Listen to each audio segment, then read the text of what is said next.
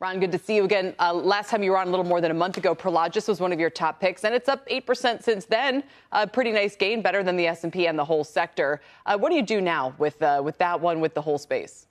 Yeah, so thanks for having me on. The real estate sector has suffered from two things this year. One, rates have been much higher than expected. If you think about real rates, so rates adjusted for inflation, they're up 40 basis points this year, when most people at the beginning of the year thought that rates would be going down. So that's been a headwind. But the second piece of it is, as going back to sort of your comments on Prologis, is earnings have actually been a little bit slower, a little bit more disappointing to start the year than people anticipate. When we look at earnings revisions in the real estate space, we see they've been coming down in the 2 to 3% sort of zip code. So our recommendation is to stay selective here. The interest cost headwinds, the cost of capital headwinds that's been plaguing the sector at the beginning of the year continue into next year. I like to remind people that rates are coming.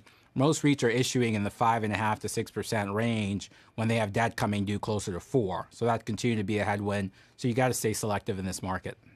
Is there any glimmer of almost anybody we have on who talks about commercial real estate is down on office stocks?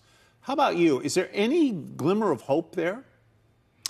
Yeah, we've been very bearish office as well, particularly in the Sun Belt and the West Coast. I think the one glimmer of hope that we would have is sort of Midtown Manhattan. So when you think about Park Avenue, Avenue of the Americas, 6th Avenue, where we've seen some activity.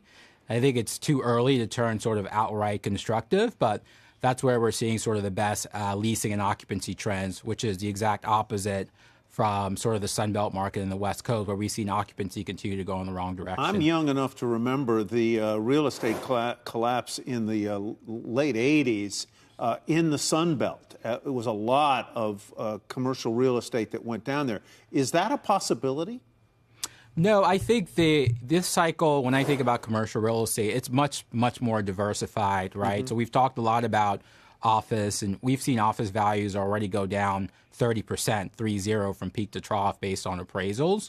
But if I think about some of the other asset classes like industrial, where values have held in pretty well, some of the other sectors are doing well. So I think you'll see some idiosyncratic, some persistency, some capital structures that are out of place on the office side. But I think the whole commercial real estate as an asset class probably fares better than that previous cycle. What would be the biggest swing factor? Fed rate cuts? Because I can't imagine trimming 25 or 50 maybe by year end is going to move the needle that much, but it must help. I think I agree with your comment. I think 25 to 50 basis points is a marginal tailwind, but I don't think is enough to sort of get the sector going. I think you need some form of reacceleration in the growth function. So if you think about the S&P, where you're looking for 8% growth this year, 13% growth next year, our real estate investors are looking for sort of 2 to 3% growth for the next 2 years. So we need some form of either technology or innovation or just insurgent demand to get growth at least in the mid-single digits for people to get interested again.